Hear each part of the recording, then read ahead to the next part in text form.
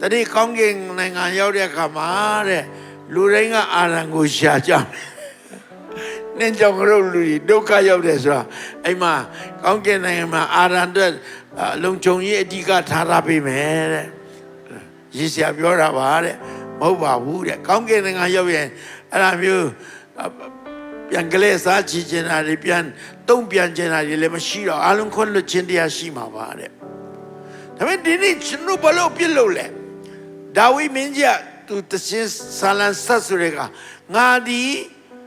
အမိဝန်တဲ့မှာပရိသန်နေယူစဉ်အပြစ်ရှိတယ်အပြစ်နဲ့မွေးလာတယ်ဆိုတဲ့အတိုင်းပဲငါတို့လူသားလုံးကအာဒံရဲ့အပြစ်ကျိုးဆက်ကိုလူချင်းနေဖြစ်စေမလူချင်းနေဖြစ်စေအပြစ်မျိုးတွေအဆက်တွေဖြစ်တဲ့အတွက်ကြောင့်အပြစ်လုပ်နေရတာဖြစ်တယ်ဒါကြောင့်ခုနလည်းစံစာပြောတယ်အပြစ်မလုပ်တဲ့လူတောင်မှတဲ့အာဒံကြောင့်အပြစ်ဖြစ်တယ်ဆိုခုနစံစာပြောပြီးပြီဒါကြောင့်အပြစ်ဆိုတာကိုလုံးမအပြစ်ဖြစ်တာမဟုတ်ဘဲနဲ့လူရဲ့လုပ်ဖြစ်လာရင်အပြစ်တာဘာဖြစ်လဲအာဒံရဲ့အကြောင်းစင်လာတဲ့လူသားတွေဖြစ်လို့တဘောပေါက်ပါတယ်လားကိုရွေးချယ်မှုမဟုတ်ဘူး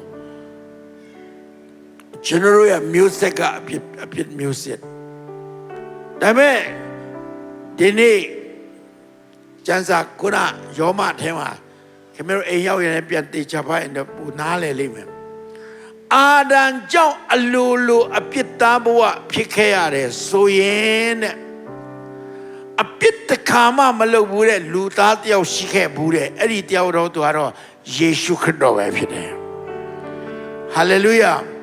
ဘာလို့ယေရှုကလူသားဖြစ်ပါရဲ့နဲ့အပြစ်မလုပ်ဘူးလဲဆိုရင်ယေရှုဆိုတာအပြုကညာစင်စစ်မာကြီးကနေ